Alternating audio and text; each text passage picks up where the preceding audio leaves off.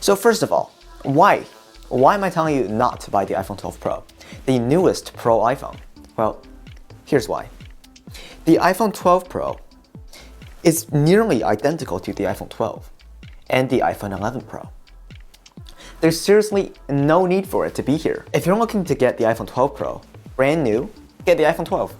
If you're looking to get a cheaper version of the iPhone 12 Pro with nearly identical features, get the iPhone 11 Pro.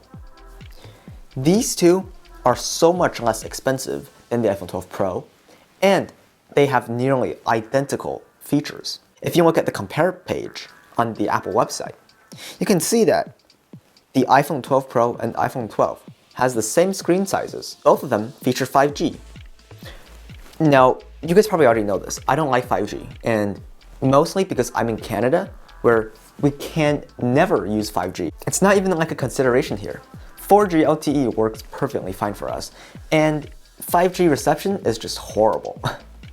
I even made this joke on Twitter, right here, where I'm saying this is what I do to get 5G reception, because the bandwidth is really short. So you have to be really close to the 5G towers in order to get good reception. 5G can't even go through a wall. If you look at the camera systems, the iPhone 12 Pro has an ultra-wide, a wide, a telephoto, and it can record HDR video up to 60 frames per second.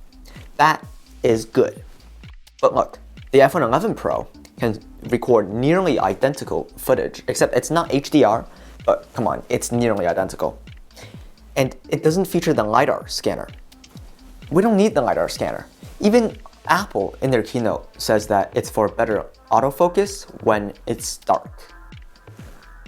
No one needs that, come on. They said it's 4 times faster, but when it's nighttime, video works perfectly fine for me. And I have the 11 Pro, so I seriously don't see a need for the LiDAR scanner.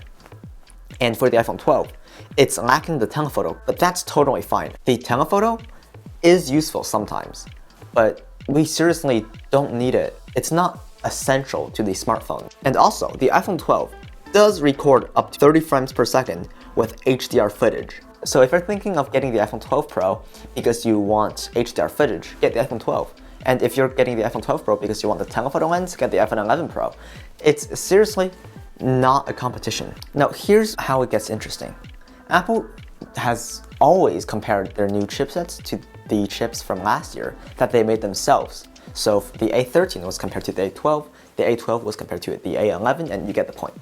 But this year, they didn't do that. They compared the A14 to Android chips, which we all know are always like 2 years behind. That makes me think the A14 is barely an improvement above the A13, which is already tremendously fast. They call it the fastest chip in a smartphone, but even if it's 1% faster, they could still say that. So here, I'm just going to pretend that all 3 chips are the same, because Apple wouldn't have compared it to Android chips if they weren't. If you look at the battery life, the iPhone 11 Pro actually has better battery life than both the iPhone 12 and 12 Pro, coming at 18 hours rather than 17 hours. They all feature Face ID, but the iPhone 12 and 12 Pro features ceramic shield on the front. So the front display is made of this material that they call ceramic shield, and that is supposedly 4 times more resistant to drops, or is it impact damage? I'm not too sure. That should help it not break that easily, but the iPhone 11 Pro is still perfectly reasonable. All 3 water resistance are amazing. 4 meters for 30 minutes on the iPhone 11 Pro, and 6 meters for 30 minutes on both the other phones. And the 2 new ones feature MagSafe, so you can put magnetic accessories on the back.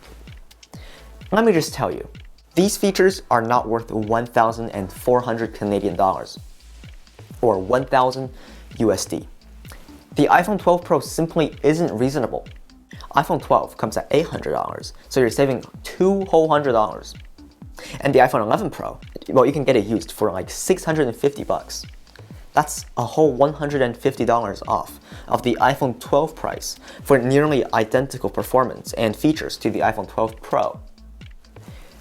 I hope I've convinced you not to get the iPhone 12 Pro and to choose a different alternative, but if I haven't, please consider at least getting the iPhone 11 Pro or the iPhone 12 over the iPhone 12 Pro. Now, playing devil's advocate, since we're nearing the end of the video, I do want to say that yes, there is a market for the iPhone 12 Pro. It's very small, but it still exists. If you somehow need LiDAR, which there's no point yet, but maybe you want to future-proof, sure, that could be a feature you want. Or ceramic shield.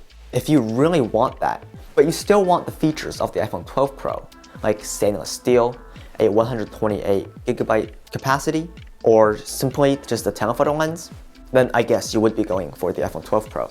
But just think to yourself, is it worth it? Is it worth all that? If it's not worth an extra $200 over the iPhone 12, don't get it.